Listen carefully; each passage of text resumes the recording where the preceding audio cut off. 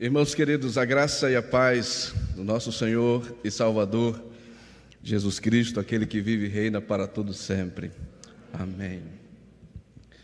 Que privilégio estar aqui essa manhã, pastor Edson, com essa amada igreja, poder rever irmãos tão queridos, amigos tão amados, desfrutar desse clima tão maravilhoso aqui em Garanhuns e a companhia dos meus irmãos. Que satisfação enorme.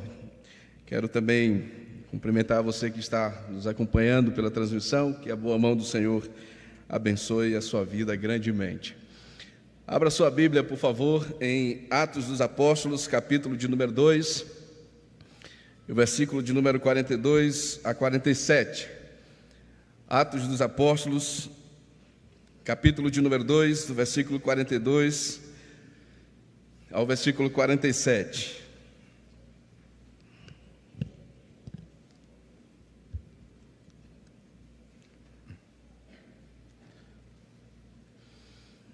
A palavra de Deus nos diz assim, a igreja encontrou? Amém, diz assim: E perseveravam na doutrina dos apóstolos e na comunhão, no partir do pão e nas orações. Em cada alma havia temor, e muitos prodígios e sinais eram feitos por intermédio dos apóstolos. Todos os que creram estavam juntos e tinham tudo em comum. Vendiam as suas propriedades e bens, distribuindo o produto entre todos, à medida que alguém tinha necessidade. Diariamente perseveravam unânimes no templo, partiam pão de casa em casa e tomavam as suas refeições com alegria e singeleza de coração, louvando a Deus e contando com a simpatia de todo o povo. Enquanto isso, acrescentava-lhes o Senhor, dia a dia, os que iam sendo salvos. Amém. Pai, nós te louvamos pela Tua palavra, demos graças a Ti, ó Deus, pela Tua verdade diante de nós. Neste instante, Senhor, eu peço a Ti a Tua graça sobre a minha vida, misericórdia para a exposição da mesma e a comunicação, ó Deus, da Tua palavra ao Teu povo. Que o Senhor nos abençoe nesta manhã, que o Senhor edifique o nosso coração, que o Senhor fale, ó Deus, a nossa alma, que o Senhor Deus possa alimentar o sedento, o faminto e trazer água ao sedento, que o Teu Espírito, ó Deus, possa mover-se em nós, para a glória e louvor do Teu nome. Assim eu oro. Amém. Marca é aquilo que nos distingue, seja um serviço, seja um produto, seja alguma característica da nossa personalidade ou de quem nós somos, do nosso físico. Marca, ela vai exatamente estabelecer esses aspectos na vida da gente ou naquilo que fazemos.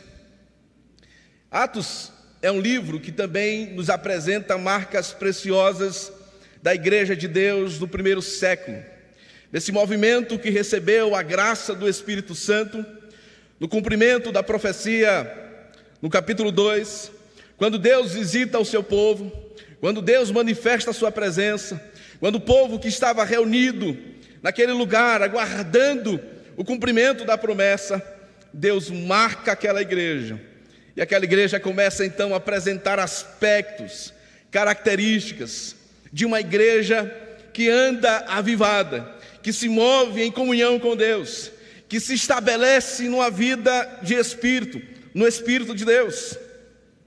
E Atos capítulo 2, essa seção, de forma mais específica, ela aponta exatamente para esse aspecto. Temos aqui em Atos 2, no versículo 42 ao 47, marcas que são importantes, cruciais, na vida de uma igreja que anda avivada, que se manifesta com a presença do Espírito do Senhor. Veja então o que diz a palavra de Deus. O versículo 42 começa dizendo que aqueles irmãos, que aquela comunidade, que aqueles servos do Senhor que foram salvos, alcançados pela graça de Deus, não apenas os 120 que estavam no cenáculo, mas também aqueles que foram salvos pela pregação do apóstolo Pedro, diz como eles viviam. Primeiro, eles perseveravam na doutrina dos apóstolos. Aquela igreja tinha uma marca clara na sua vida. Ela estava fundamentada na palavra de Deus. Ela estava alicerçada na palavra de Deus, na doutrina que Deus havia estabelecido por meio das Escrituras Sagradas, por meio da ação de Cristo Jesus e pela vida dos apóstolos, revelada pelo Espírito Santo de Deus. Aquela igreja tinha um fundamento. Aquela igreja não caminhava em ventos de doutrinas. Aquela igreja não caminhava no seu sentimentalismo, mas estava alicerçada na palavra de Deus, estava firmada na doutrina dos apóstolos. Um alicerce para a vida da igreja. Sabe, meus irmãos, a palavra de Deus é aquilo que nos dá vida, é aquilo que produz fé no nosso coração. A fé vem pelo ouvir e ouvir a pregação da palavra de Deus. A palavra de Deus é aquilo que restaura a nossa alma, como disse o salmista. É aquilo que traz alegria ao nosso âmago, ao nosso ser, à nossa vida. É a palavra de Deus brotando, fazendo o Senhor operar no nosso coração. E aquela igreja estava então marcada por essa verdade. A palavra de Deus, a centralidade das Escrituras na vida do povo do Senhor, naquilo que eles cantavam, naquilo que eles proferiam, naquilo que eles anunciavam constantemente. Todas essas coisas estavam permeadas pela palavra do Senhor. Mas não apenas a palavra de Deus marcava aquela igreja, mas não apenas a palavra de Deus estava presente na vida comunitária daquela igreja, mas aquela igreja também era uma comunidade. Ela vivia em comunhão, diz o texto, e perseveravam na doutrina dos apóstolos e na comunhão. Aquela igreja se mantinha firme, aquela igreja estava estabelecida numa prática comunitária de solidariedade, de generosidade, de partilhar uma vida comum em torno de Cristo, em torno do Evangelho. Isso fica muito claro na sequência do texto, como eles cuidavam uns dos outros, como eles oravam uns pelos outros, como eles apoiavam uns aos outros, como estavam juntos, servindo a Deus e servindo ao próximo. No período, meus irmãos, que se celebra a individualidade como o nosso tempo, um período que promove o individualismo, uma igreja avivada é uma igreja que anda na contramão dessa realidade, é uma igreja que vai na contramão desse modelo, é uma igreja que se une, que dá as mãos, que caminha junto, que cuida um do outro, que ora um pelo outro, que fortalece um ao outro, que edifica um ao outro, que encoraja um ao outro, que dá apoio um ao outro. Essa é uma comunidade marcada pela presença de Deus e pelo avivamento do Senhor na vida da igreja. Mas não apenas na doutrina dos apóstolos, não apenas na comunhão. Essa igreja também estava marcada no partir do pão. E aqui há uma referência à celebração da ceia do Senhor. Aquela igreja girava em torno do próprio Evangelho. Aquela igreja girava em torno do sacrifício de Cristo. Aquela igreja girava em torno da mesa, da ceia, da presença do Senhor na vida do seu povo. E aqui 3 aspectos são interessantes, porque aquela igreja olhava para o passado. A mesa do Senhor apontava para o sacrifício dele, para a morte de Cristo, para a sua humilhação, para a sua entrega, para receber a ira de Deus sobre a sua vida, em razão dos nossos pecados. Então eles olhavam para trás e via a graça de Deus na obra de Cristo, o perdão dos seus pecados, a graça de Deus concedida às suas almas. Mas não apenas isso, eles olhavam para o presente. E no partir do pão, a presença de Cristo fortalecia o seu povo, alimentava a sua igreja, nutria os seus corações, fortalecia a alma, porque é isso que a ceia do Senhor faz. Nós cantamos isso agora pela manhã. Na mesa do Senhor, os necessitados podem chegar, os quebrantados podem se achegar, porque na mesa do Senhor há graça, há perdão, a misericórdia, a transformação, a poder de Deus partilhado com a vida da igreja, a comunhão, a unidade do corpo de Cristo, não apenas objetivamente, mas também na vida experiencial, a cada dia, na nossa caminhada, a presença de Deus sustentando o seu povo. Meus irmãos, estamos aqui esta manhã porque Deus tem sustentado a sua igreja, porque Deus tem sustentado a sua vida, porque a graça de Deus tem privado que os seus pés vacilem, que eles escorreguem. É o Senhor sustentando em suas mãos, é o Senhor segurando a sua vida. Aquela igreja caminhava marcada pela presença de Deus na ceia do Senhor. Mas não apenas o aspecto passado, ao lembrar do sacrifício, da humilhação de Cristo, não apenas o seu aspecto presente, a ter Deus presente na ceia, partilhando a sua vida com a igreja, mas também o seu aspecto futuro. O Senhor disse que nós deveríamos celebrar a ceia até o dia que Ele voltasse. Então, quando a igreja estava reunida, quando o povo celebrava a ceia do Senhor, não apenas olhava para o passado, não apenas olhava para o presente, mas a igreja olhava para o futuro, porque tinha certeza e convicção de alma que o seu Salvador voltará, que o seu Salvador virá para buscar a sua igreja. A igreja caminha olhando para o futuro, meus irmãos. A igreja caminha olhando para a eternidade.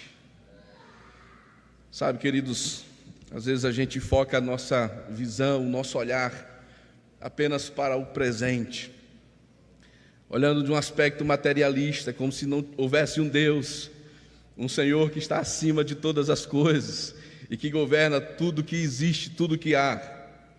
E a gente então se depara com medo e com tantos outros sentimentos que vão assolando, afligindo a nossa alma. Mas quando a gente olha para cima, quando o nosso olhar se depara com a realidade de que o nosso Senhor está no trono, de que Ele reina, de que Ele venceu a morte, de que Ele triunfou sobre o pecado, mesmo quando a gente encontra aflições nesta vida, mesmo quando o nosso coração se angustia por realidades tão dolorosas na nossa alma, como o próprio Cristo disse: no mundo tereis aflições, mas Ele não terminou aí. Ele disse: tende bom ânimo, eu venci o mundo. Quando eles partilhavam da ceia do Senhor, eles lembravam a vitória do nosso Cristo, eles lembravam a vitória do nosso Senhor, eles celebravam aquele que reina por toda a eternidade. Louvado seja Deus. O seu passado, o seu presente e o seu futuro. Sabe, meus irmãos, talvez você tenha chegado aqui profundamente angustiado, aflito, com tantas preocupações. Você acordou hoje cheio de preocupação. Eu quero lhe convidar a olhar para a eternidade, para o futuro, olhar para um Deus que está cuidando de você, que está ao seu lado, que lhe fortalece e que lhe ajuda nessa caminhada. Aquela igreja, meus irmãos, perseverava, estava mantida, estava sustentada na doutrina dos apóstolos, a centralidade da palavra de Deus na vida da igreja, a comunhão, o partilhar de uma vida comum, de forma comunitária, no partir do pão, na ceia do Senhor, a presença de Cristo na vida do seu povo. E diz o texto ainda que aquela igreja perseverava nas orações.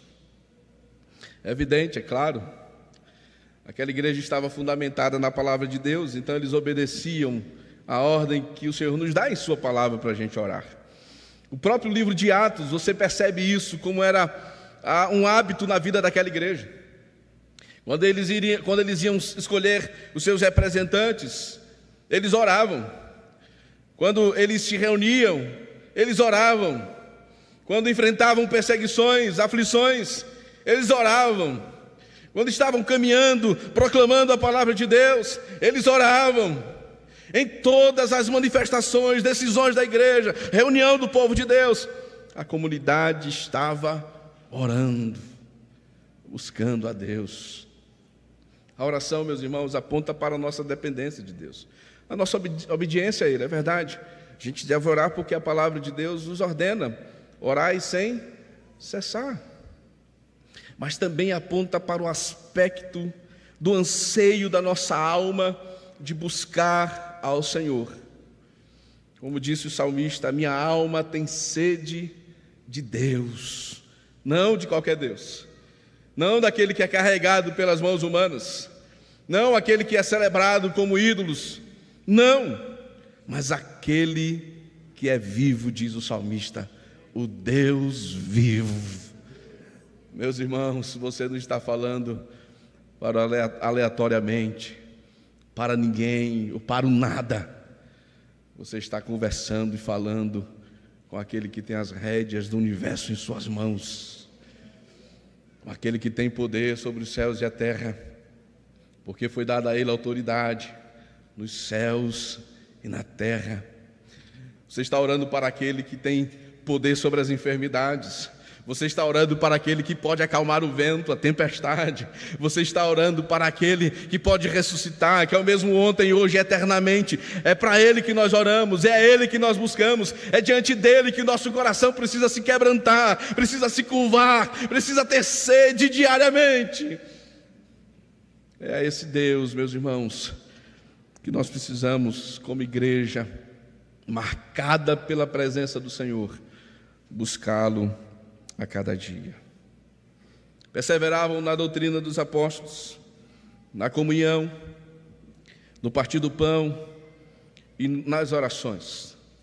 O que se segue, meus irmãos, é como Deus operava na vida da igreja, como isso se manifestava de forma prática na vida da igreja. A generosidade dos irmãos, a operação de graça de Deus por meio de prodígios e sinais feitos pelos apóstolos, e como a graça de Deus também ia salvando pecadores. Versículo 47 nos diz: acrescentava-lhes o Senhor dia a dia os que iam sendo salvos. Uma igreja que assim caminha, uma igreja que vive dessa maneira, uma igreja que vai experimentando a graça de Deus na sua jornada. Sejam milagres que o Senhor realiza, sejam transformações que o Senhor vai fazendo. É a graça de Deus suprindo o seu povo, e é Deus alcançando pecadores para a glória e louvor do nome dEle. Os princípios estão aqui estabelecidos, estão diante de nós, e certamente Deus nos convida como igreja, como povo do Senhor, a termos corações que olham para essas verdades, a termos vidas que olham para essa verdade. Diz: Senhor, aquece o meu coração, para que eu não possa caminhar pelas minhas fábulas ou imaginações, mas para que meu coração possa se deleitar na verdade do Senhor, na palavra do Senhor. Deus, que eu possa não pensar unicamente em mim, mas que eu possa viver como comunidade, que ama o meu irmão, que ora pelo meu irmão, que edifica o meu irmão. Deus, que eu possa celebrar aquilo que o Senhor realizou, aquilo que o Senhor fez, na presença do Senhor, na ceia do Senhor. E Deus, que meu coração deseje diariamente buscar a Tua presença, conviver em oração, desenvolver uma vida de oração diante do Senhor. Isso me faz lembrar das palavras do apóstolo Paulo em Efésios, capítulo de número 3. Quando Paulo orando pela igreja, quando Paulo expressando o seu desejo, o seu anseio de ver aquela igreja alicerçada, enraizada em Cristo, em ver aquela igreja experimentando o poder de Deus, em ver aquela igreja conhecendo a altura, a profundidade, a largura do amor de Deus, em ver aquela igreja recebendo o poder de Deus no homem interior. Ele disse: por esta causa eu me dobro os joelhos, eu me ponho de joelhos diante do Senhor. Precisamos orar, e certamente Deus pode visitar o seu povo poderosamente. E não apenas isso, o apóstolo Paulo termina dizendo: ora, aquele que é poderoso para fazer infinitamente mais do que tudo quanto pedimos ou pensamos, conforme o seu poder que opera em nós. A Ele seja a glória, na igreja, em Cristo Jesus, por todas as gerações, para todo sempre. Amém. Deus abençoe a sua vida.